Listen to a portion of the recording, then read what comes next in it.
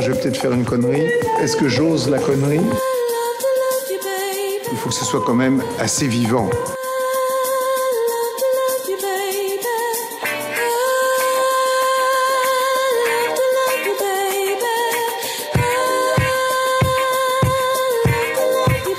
C'est assez drôle parce que là, vous voyez, quand je vois ça, d'un seul coup, j'ai vu son afro, tout de suite, qui est assez joli. Clac, on tombe là, on se dit, tiens, on a ses cheveux qui continuent. Par contre, quand on arrive et qu'on le voit de face, pas du tout. I like that outfit. I wonder what I would look like with it.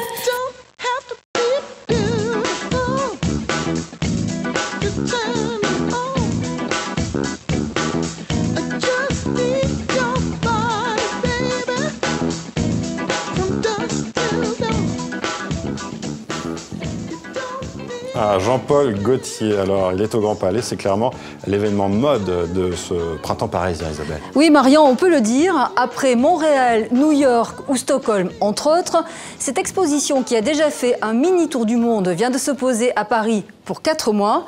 L'enfant terrible de la mode, muséfié de son vivant. Oui, c'est comme ça qu'on l'appelle. Muséfié de son vivant, mais qui l'eût cru? Gaultier est resté le truculent trublion de ses débuts. Fier de son enfance populaire, il rend hommage à sa grand-mère. C'est elle qui l'a initié à la couture. J'ai eu la chance que ma grand-mère, elle, était différente par le fait qu'elle avait des plumes noires, elle avait un corset extraordinaire. Et puis, elle donnait des conseils de beauté à ses clientes. Et j'étais là et j'assistais à ça. J'avais peut-être là 9-10 ans et je les dessinais avant et après comme moi je les voyais. Alors ça les amusait beaucoup. Et j'entendais aussi ma grand-mère qui leur disait « Il faut d'abord que vous fassiez des bons petits plats à vos époux et peut-être vous pouvez changer aussi de vêtements, vous coiffer différemment, faire un petit changement. » Donc peu à peu, sans m'en rendre compte, j'ai perçu que l'importance du vêtement.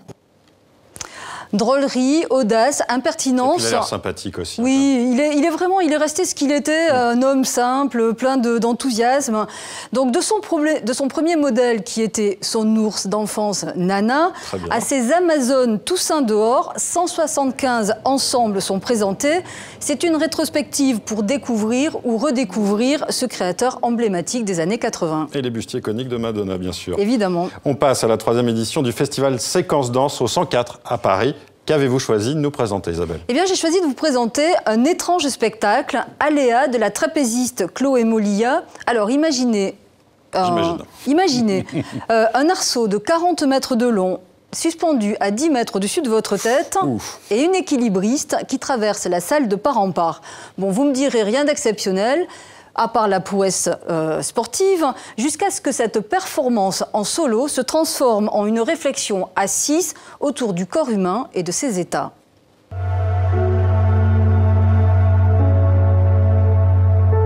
Le spectacle s'appelle Aléa. Ces aléas, c'est parce que dans cette pratique qui demande beaucoup d'exigences et qui du coup tend vers une maîtrise absolue, au plus on tend vers une maîtrise absolue, au plus on voit très bien tout ce qui nous échappe. Donc aléa, pour ça, parce que c'est l'aléatoire qu'on va traquer là-dedans. Il y a effectivement cette espèce de fascination de sentir très concrètement ces 70 à 80% d'eau que nous sommes, retenus pour que ça ne coule pas par une membrane qu'est la peau, informés par les os qui structurent, mais quand on renverse ces membranes de peau, on sent les liquides couler. On sent dans les pressions à l'envers dans la boîte crânienne, on sent les pressions dans le visage. Moi ici, j'ai la peau. Ah oui. On approche d'une vision et d'une sensation de soi-même moins édulcorée culturellement par on est des gens, pas de question. C'est comme si on rentrait, on s'approchait d'une autre forme de réel. Ça, c'est troublant. Alors écoutez, c'est clairement un ovni, hein, c'est un spectacle, c'est très étonnant, mais moi j'ai été vraiment fascinée, conquise.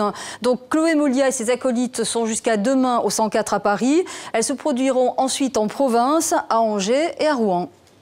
Merci Isabelle Soler, c'était Demander le programme.